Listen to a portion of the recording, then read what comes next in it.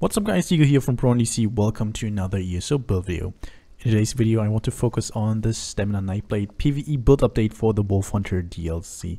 So if you want to know what changed since the last patch, stay tuned.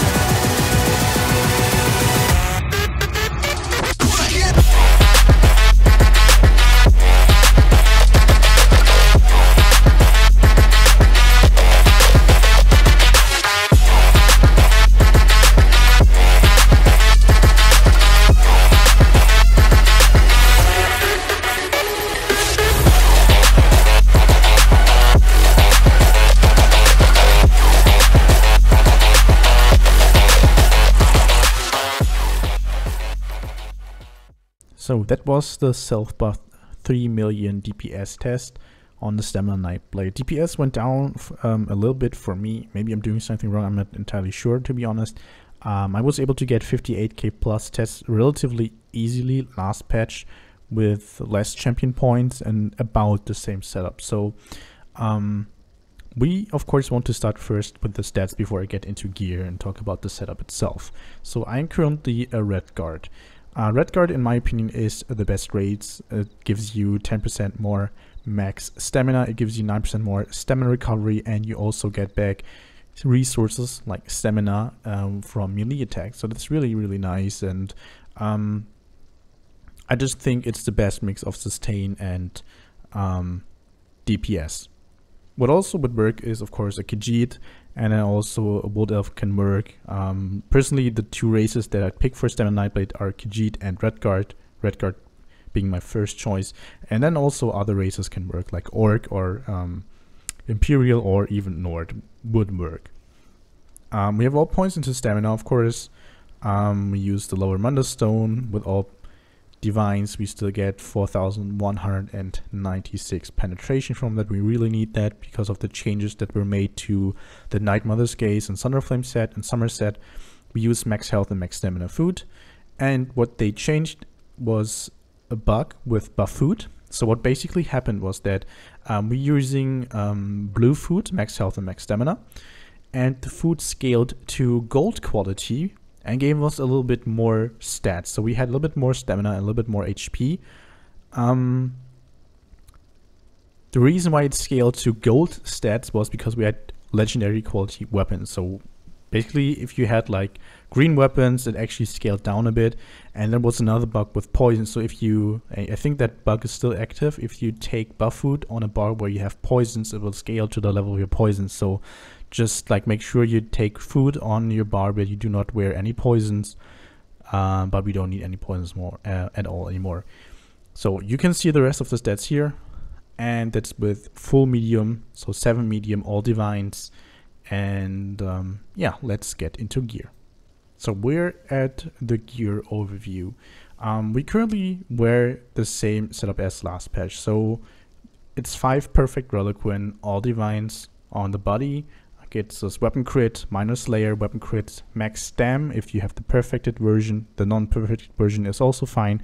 It will just not give you the max stam bonus, and then your light attacks and heavy attacks add these stacks of harmful winds, and they deal a good amount of damage, so that's pretty nice. So 5 pieces of Reliquin on the body. If you have a lot of trash fights, you do not want to wear Reliquin. What you actually want to use then is the War Machine set, which you can see right here. So War Machine gives us max stam, minor slayer, weapon damage, and when we use an ultimate, and good thing is we have a very cheap ultimate on the Stamina Nightblade, we gain Major Slayer, increasing the damage done by 15% for the next 10 seconds. And it also applies that buff to your 2 closest allies within 28 meters range. So that's really, really cool and a good alternative, especially for trash fights. If you are looking for another trial option, it would be Vicious Ophidian. That's also really great, especially for sustain. We get the same amount of crit as with Reliquin and more sustain and overall good damage. And craftable options would be Hunting's Rage for the body. So if you do not get Reliquin, get yourself Hunting's Rage. And the other set that we use is relatively easily farmable, and that's the Advancing Yukida set or Berserking Warrior. So you have to get 3 jewelry pieces of this because this is actually a heavy armor set. We get it in Hellra, we get weapon crit, weapon damage, weapon crit, and when we deal melee damage, we get critical strike rating 400, and it stacks up to 5 times. So that's really cool. 2000 is almost 10%. So we also transfer that to the other bar. Just make sure you're not on the back bar for too long. Otherwise you will lose the stacks. Like after 5 seconds on the back bar, you will lose the stacks, or after 5 seconds not doing any melee damage on the dual weight bar. So we have 3 jewelry pieces, all bloodthirsty. If you are not entirely sure if you get into execute, or if you like I say, if you play in a group that does not consistently get into execute or is struggling with certain boss fights, or we have to push DPS a bit to a certain point, and then you can take your time and execute, you're actually better off going with Infused. So Infused with weapon damage, we have all 3 weapon damage here. Infused with weapon damage would be a little bit safer. It's not that much weaker, but it's way better than Robust. So Infused, the next best choice if Bloodthirsty is a bit too unsecure for you. So Bloodthirsty or Infused, both are just like good choices. I just prefer to go Bloodthirsty. We have 2 daggers, one in Nirnhound with a disease damage glyph and one in Infused with a Berserker glyph. Do not go with an axe, just don't do it. The axe bleed is fine if you want to cheese a little bit DPS on the target skeleton, or if you play in groups where the debuffs like Alkosh or Crusher are really poor uptimes. Then you can go with an axe. However, in a really good group, the dagger will outperform the axe every time. Like even on the skeleton, you should get more consistent results with double daggers. One axe would be a little bit of a cheese. I just say that because axes apply bleed damage, and bleed damage can ignore resistances. So since when we like play solo or just like with tank debuff and the skeleton, there's a lot of resistances left that you can just ignore with bleed damage from an axe. So in my opinion, a tiny bit cheesy just for the skeleton, and really not worth it to run it like in a group. You'd only use it, like we only really used an axe back then when we were running with the mechanical acuity set, because we had 100% crit chance. So like running double dagger was just like a waste of crit chance, and since acuity got nerfed, we just run 2 daggers here. I'm sorry. For the traits, so like I said, Nirnhound with a disease damage glyph on the main bar and Infused with the Berserker glyph here. What changed here? It's pretty simple. ZeniMax fixed the Infused cooldown bug. So on dual wield, an Infused weapon reduced the cooldown of the second weapon. It didn't matter if you had it on the main hand or the offhand. What basically happened, like until last patch, the Infused weapon here on my offhand reduce the cooldown of the disease damage glyph. So the disease damage glyph procced more often, resulting in more DPS. They fixed that, so DPS on the main hand just from that glyph went down by about 800. Yeah, about like 800. Now we only get like around like 800 to 1k DPS here, and we were able to get like up to like 2k when we were really lucky. Most of the times around like 1.6 1.7k on the Nightblade, at least, because we have a full light tech rotation. Why do we have a disease damage glyph now? So we have a Maelstrom bow in Infused with a poison damage glyph on the back bar. So the poison damage glyph that used to be on the front here went to the Maelstrom bow in the back bar. We played in Infused to have a reduced cooldown, and the good thing is they changed how glyphs activate themselves. So when we use the Endless Hail and we swap bars after that, the poison damage glyph will get procced by itself every time the cooldown, every time on cooldown, as long as your Endless Hail is up. So we want to make sure the Endless Hail is up all the time. And the good thing about this change now is that we do not have to wear any poisons on the back bar. So we used to go with like crown poisons or double dot poisons here, single dot poisons here. The issue there was that poisons of the same type on different players, they didn't stack. So basically what happened, they just like they overrode themselves. If like another player played with the same poison, they just like overrode themselves. It's like really really bad, and people were basically fighting over like who got to play with the CP 150 double damage poisons or double dot poisons, and the other players had to play with like CP 100 poisons or the single dot poisons or crown sword poisons, and it's not really, yeah, like it wasn't like you didn't get the most out of it. Now we do not have the issue anymore. That saves us a lot of gold, and it's just like easier. The only thing that we have to do now is get a second Maelstrom bow Infused and put a prismatic glyph on the back bar whenever we fight a Daedric or undead boss like Rakat or Kotu, the Lightning Storm Atro or the Foundation Storm Atro for trials, or like White Gold Tower, Imperial City Prison and stuff like that.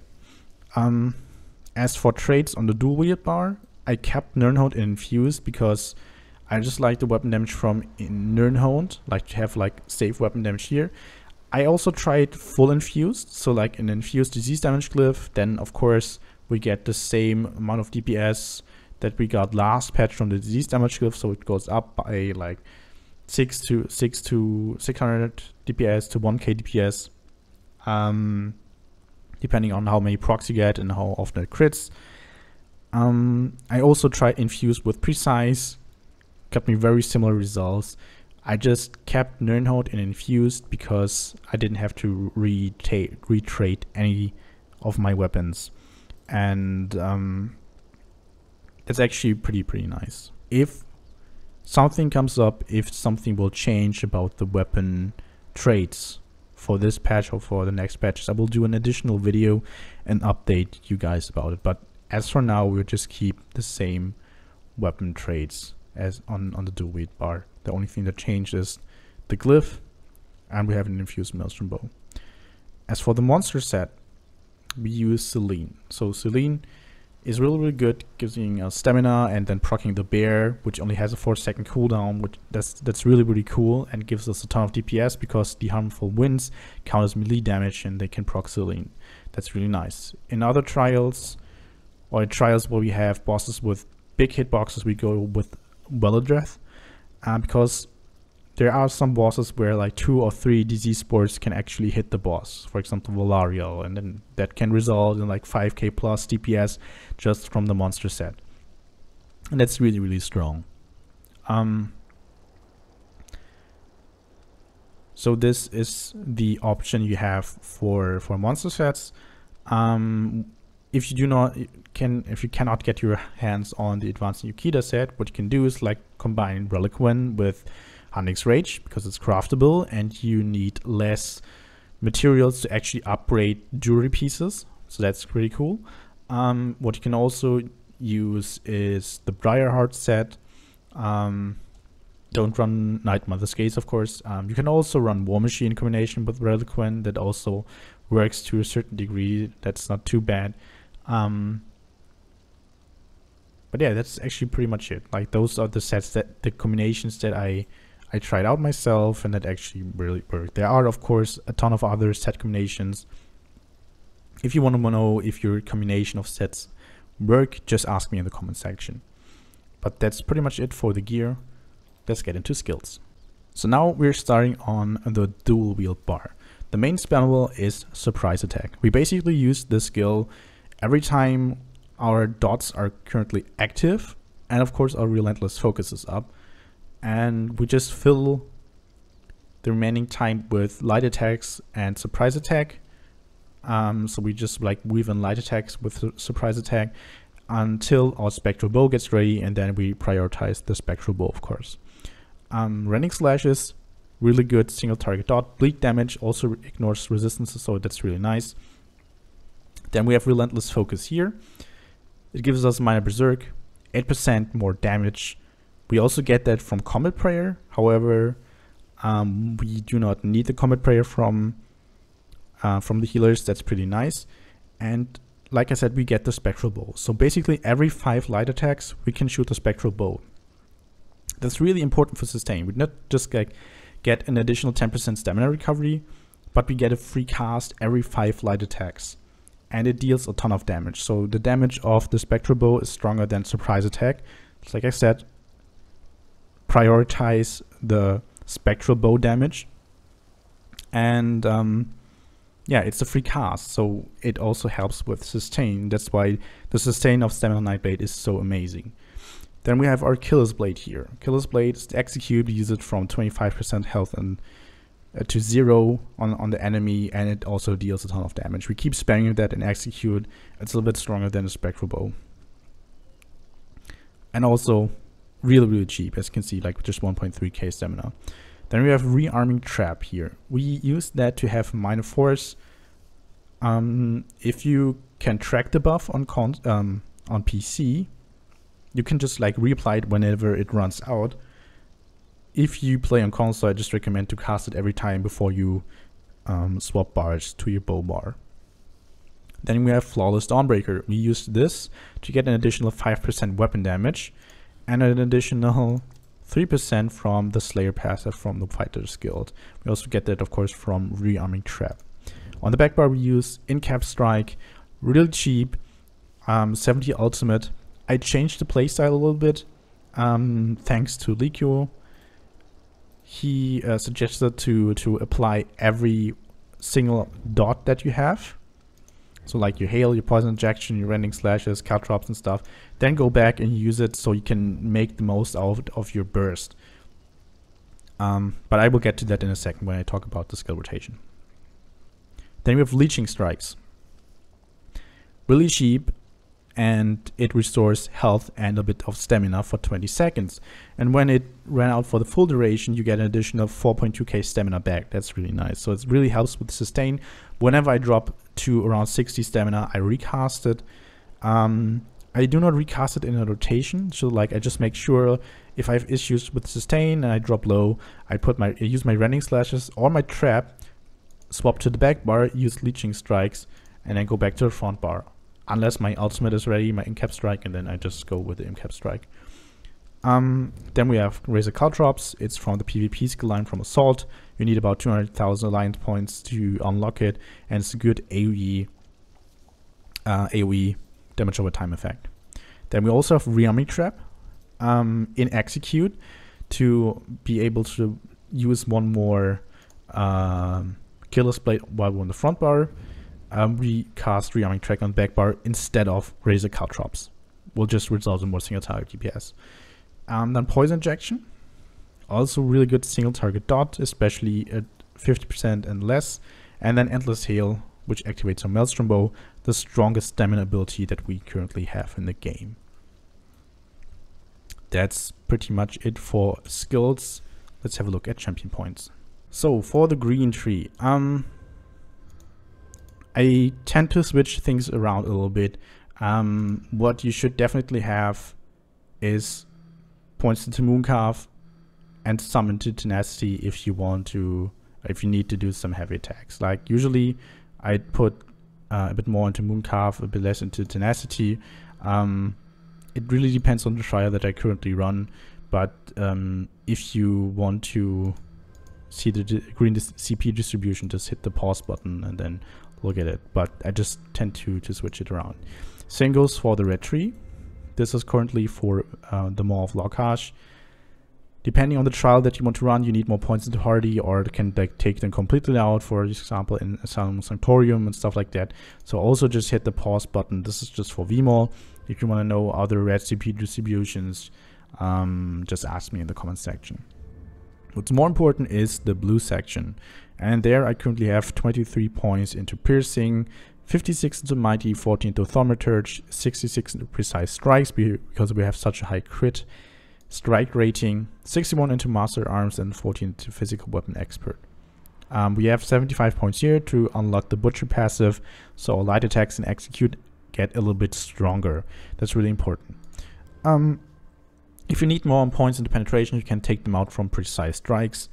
And yeah, that's pretty much it for the champion points. As for the rotation, so we currently do not have like a real rotation. There's just like too many things that could mess up your rotation to play like a static rotation. The thing is, if you miss one light attack, your spectral bow, you will not be able to hit it. So like even if I write down a rotation, it won't always work. So basically what I do is I prioritize skills. Like I already said, I put down my dots, which would be Endless Hail, Caltrops, Poison Injection, and then I swap bars, then apply Rending Slashes. Then my Relentless Focus, which I keep up all the time, should be at 4 stacks of light attacks, and then with the 5th light attack I can shoot the Spectral Bow. What I also then do is cast Rearming Trap whenever my Minor Force runs out. So I usually start to fight with Rearming Trap, and then I put down my dots, and then after the dots I shoot my Spectral Bow, then I go to my back bar, use the Incap Strike, and the reason for that, thanks again to Lico, is pretty simple.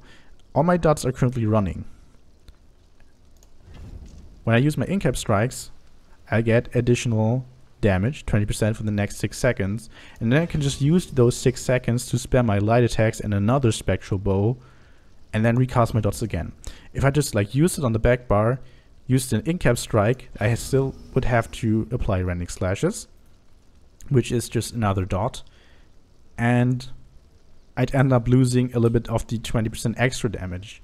So the timing is really crucial, and if you play with War Machine, you might want to use the Incap Strike before you swap and then apply Rending Slashes just for better Major Slayer uptime. However, if you play this exact setup here, I personally had the best results with applying the dots first and then using the Incap Strike. So it would look like this. So I keep my Relentless Focus up, cast the trap, cast my back bar dots, my front bar dot, then Spectral Bow, then Incap Strike, and then use my Spammable until my dots run out again. So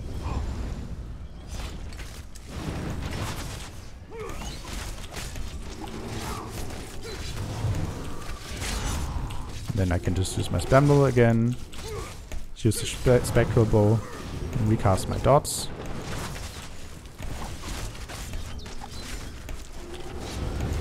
Trap run out.